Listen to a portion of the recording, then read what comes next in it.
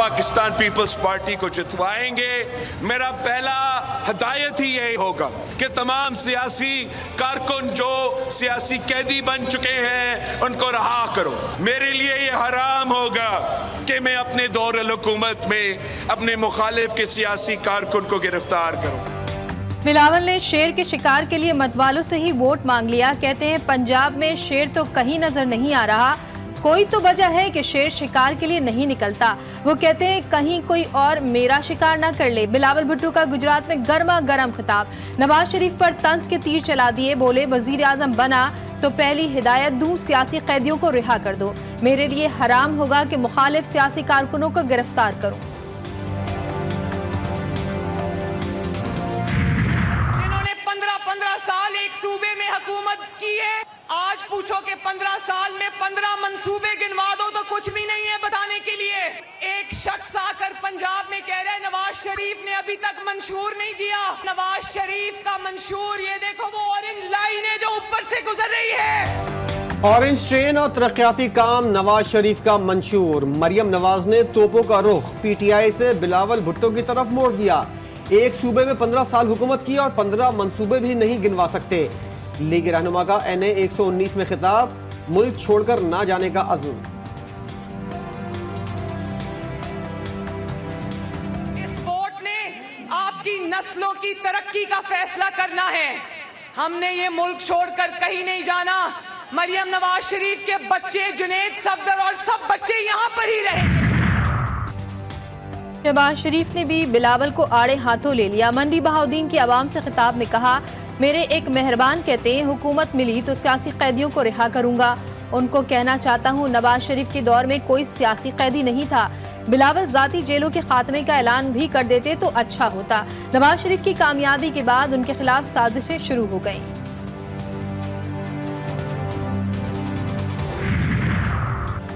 जमीयत उलमा इस्लाम का मुल्तान में power show. मौलाना फजलुर रहमान का जलसे से खिताब। बोले शरीयत पर चलने के लिए इल्म का होना जरूरी है। हमारी सियासत शरीयत के मुताबिक है। आज जो सियासत है वो शरीयत की नज़र में दुरुस्त नहीं। हर उम्मीदवार सोचता है कौन सी वजारत में आमदन ज्यादा होती है।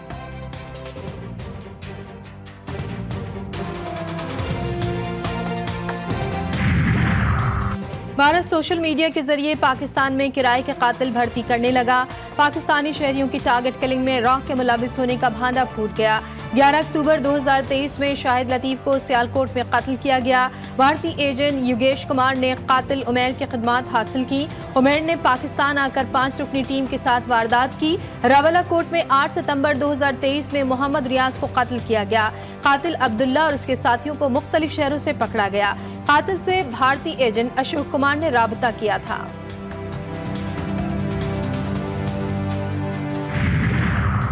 महकमा खारजा ने मोदी सरकार के मुंह से नकाब उतार दिया। सेक्रेटरी खारजा साइरस सज्जाद काजी और DG counter terrorism Abdul Hamid ने प्रेस कॉन्फ्रेंस में बताया, शाहिद लतीफ और मोहम्मद नवाज के कातिलों को बैरून मुल्क अकाउंट से अदायगियां की गईं।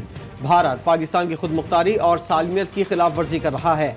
आलमी सतह पर भारत का मुहासबा किया जाना चाहिए और कटहरे में लाया जाए।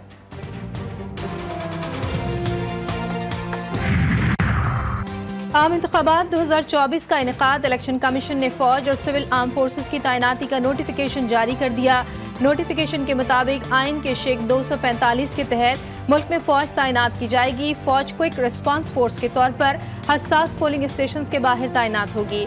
फौज की तैनाती 5 फरवरी से 10 फरवरी तक होगी। फौज की तैनाती इंतखाबात को शफाफ और पुरअमन बनाने के लिए की गई है। सिविल आर्म फोर्सेस पर प्रिंटिंग कॉरपोरेशन ऑफ पाकिस्तान में भी तैनात होगी। इंतखाबात में पुरअमन माहौल की फराहमी की पहली जिम्मेदारी पुलिस की होगी।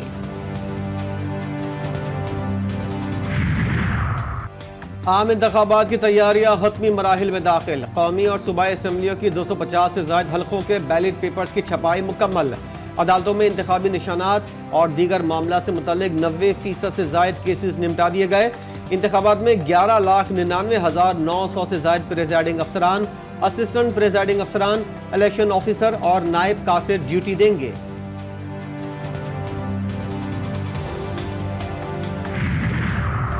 सिंध में 19,006 पोलिंग स्टेशन कायम करने का फैसला। 6,000 531 حساس اور 6496 انتہائی حساس قرار۔ وزیر اعلیٰ سندھ کہتے ہیں رینجرز کے 10,000 اہلکار اور پاک فوج کے 14,000 جوان خدمات انجام دیں گے۔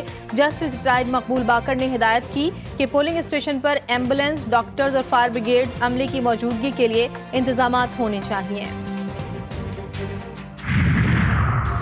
عام انتخابات میں امن و امان کے خدشات، کراچی میں 6 اضلاع کے تمام پولنگ اسٹیشنز کو حساس یا انتہائی حساس قرار دے دیا گیا۔ 2000 پولنگ اسٹیشنز انتہائی حساس ہیں۔ ایڈیشنل آئی جی کراچی کہتے ہیں الیکشن ڈیوٹی کے لیے کراچی پولیس کے پاس صرف 35,000 فورس موجود ہے۔ الیکشن کے دوران سرکاری اسپتالوں میں طبی سہولیات معطل ہونے کا خدشہ، ڈاکٹر، نرسز اور ملازمین کی الیکشن میں ڈیوٹیاں لگائی گئی ہیں۔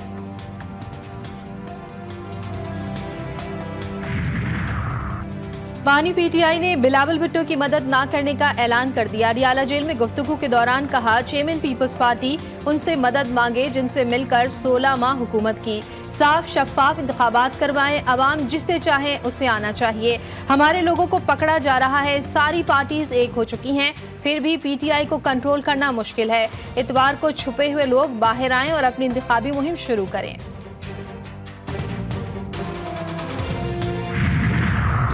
عوام ووٹنگ میں حصہ لے کر سلیکشن کو الیکشن بنا دیں، پی ٹی آئی کا رہنما علی ظفر کی اپیل۔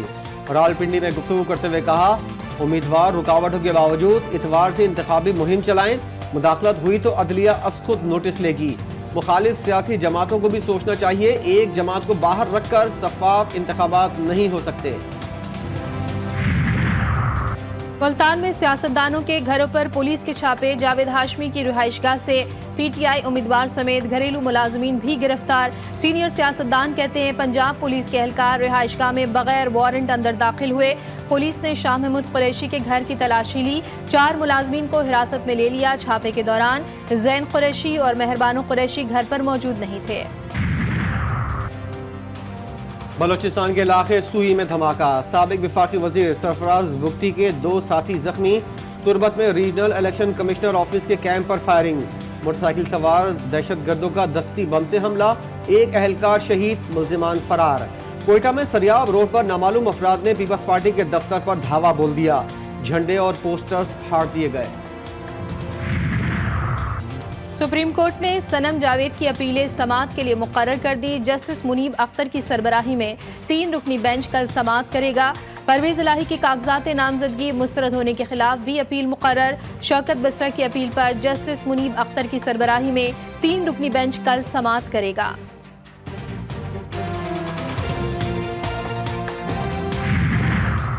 ثناء اللہ مستی خیل کو NA91 سے الیکشن لڑنے کی اجازت۔ سپریم کورٹ نے Lahore high court Multan bench کا فیصلہ کالعدم قرار دے دیا۔ الیکشن کمیشن کو نام بیلٹ پیپرز میں شامل کرنے کا حکم۔ جسٹس مسرت ہلالی نے کہا ثناء اللہ مستی خیل پر ٹائر جلانے کا کیس ہے، ہائی کورٹ کو کیا جلدی تھی جو ٹریبونل کا فیصلہ ایک دم ہی کالعدم کر دیا۔ رحیم یار خان میں سیاسی کارکن کی انوکھی انتخابی مہم، الیکشن کمیشن نے جوتے کا نشان دیا تو پوری کار ہی جوتوں سے سجا دی۔ NA 172 سے پی ٹی آئی امیدوار کی گاڑی دیکھ کر لوگ حیران۔ صوبائی نشست 262 پر پی ٹی آئی آزاد امیدوار کو پیالے کا نشان ملا۔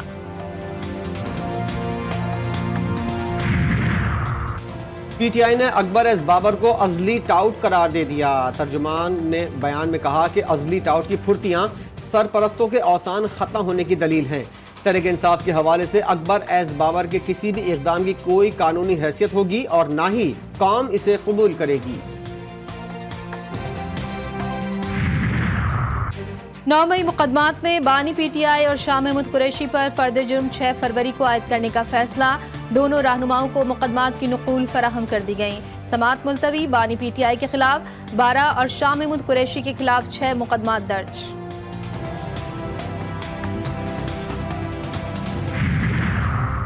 پنجاب اسمبلی میں مبینہ غیر قانونی بھرتیوں کے کیس میں اہم پیش رفت، اینٹی کرپشن کورٹ نے پرویز الہی سمیت دیگر کو فرد جرم کے لیے طلب کر لیا۔ تمام ملزمان کو چالان کی کاپیاں تقسیم، پرویز الہی اور محمد خان بھٹی کو پیش نہ کرنے پر اظہار برہمی۔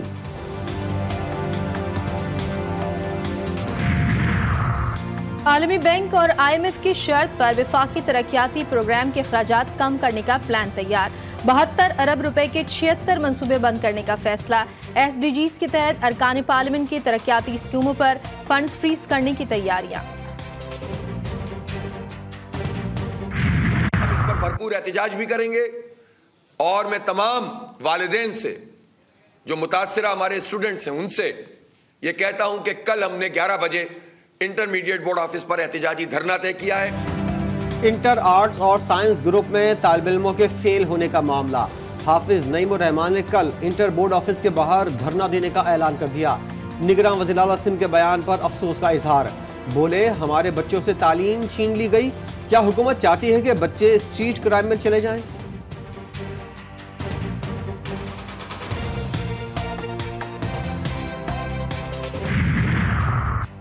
پنجاب میں نمونیا نے مزید 12 بچوں کی جان لے لی، اموات کی تعداد 220 ہو گئی۔ 24 گھنٹوں کے دوران 1077 بچے نمونیا میں مبتلا، 24 دن میں نمونیا کے شکار بچوں کی تعداد 11,597 ہو گئی۔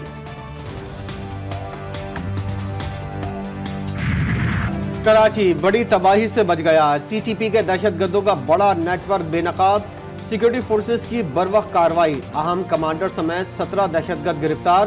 دہشت گرد کراچی میں تقریبی کارروائیوں کی منصوبہ بندی کر رہے تھے۔ چونیا میں کچہری کے اندر گولیاں چل پڑی، مخالفین کی ایک دوسرے پر فائرنگ سے 3 افراد جاں بحق، 1 زخمی۔ پولیس نے واقعے کو ذاتی دشمنی کا شاخسانہ قرار دے دیا۔